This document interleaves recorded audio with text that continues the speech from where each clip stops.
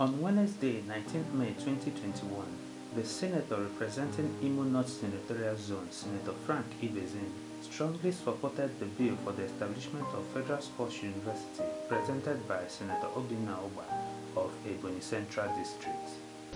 The very essence of this bill is to provide a highly specialized institution where youths of our nation can be developed in various sporting endeavors in an academically charged environment.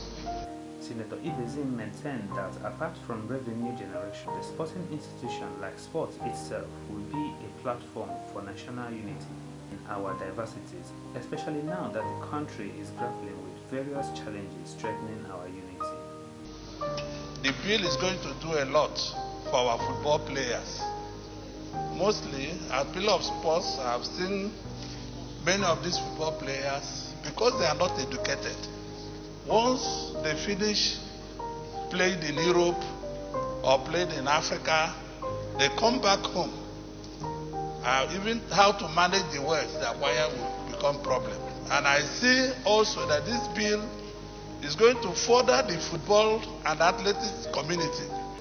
Thank you, Mr.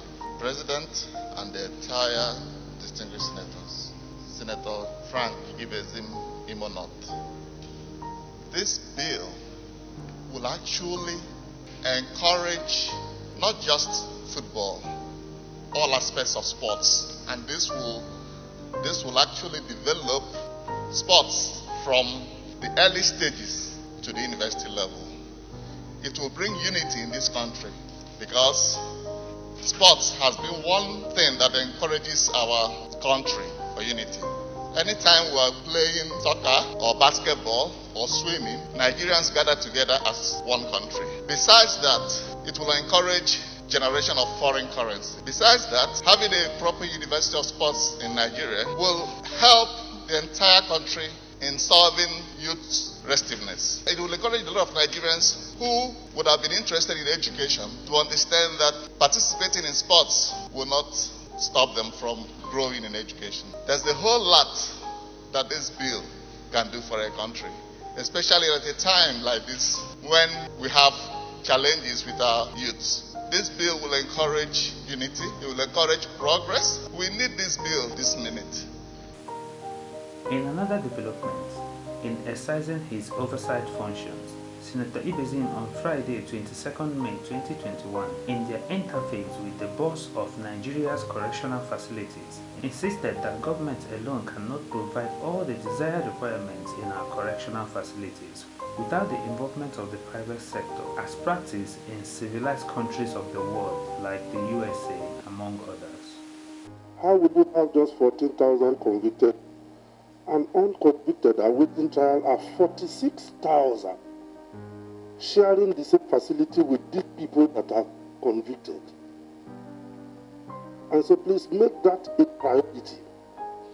I'm not sure funding will improve dramatically. What can correctional facilities in Nigeria do to make a difference if funding is not increased in geometrical proportion? I have a little experience having lived in the US for quite some time. There's no way government will be able to fund prisons all over the world. Successful correctional facilities that are not just funded by government. Yes, we have issues with statistics, those that are not convicted.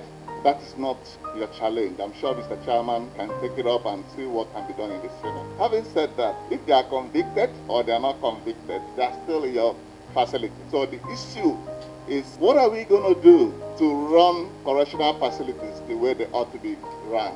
And I ask this question because we must involve private sector. There's no two ways about it.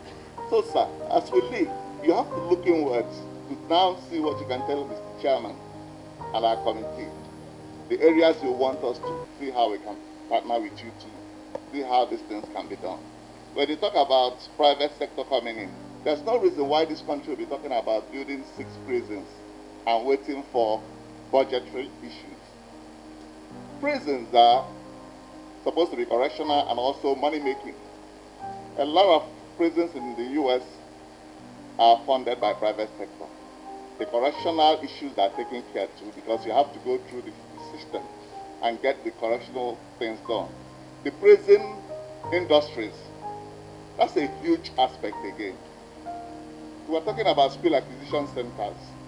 There's no reason why we can't get private sector involved to build those acquisition centers and also introduce different factories considering the raw materials that are in those areas. So I believe we can do quite a bit. And I think I should stop so far, but I'll confer with Mr. Chairman to confer with you, because I know that we'll have a little experience in how those things are run, and we can bring in those who would sit with you to agree. Because you must sit with the institutional heads here for them to say this is what they think and put it together the way it will work for our country. Now is the time that our country needs to move forward in all facets, and we need to think out of the box. I'm assuring you, sir, that for you to do very well, we're not going to sit down and look at these challenges and believe that funding will come overnight. It hasn't come.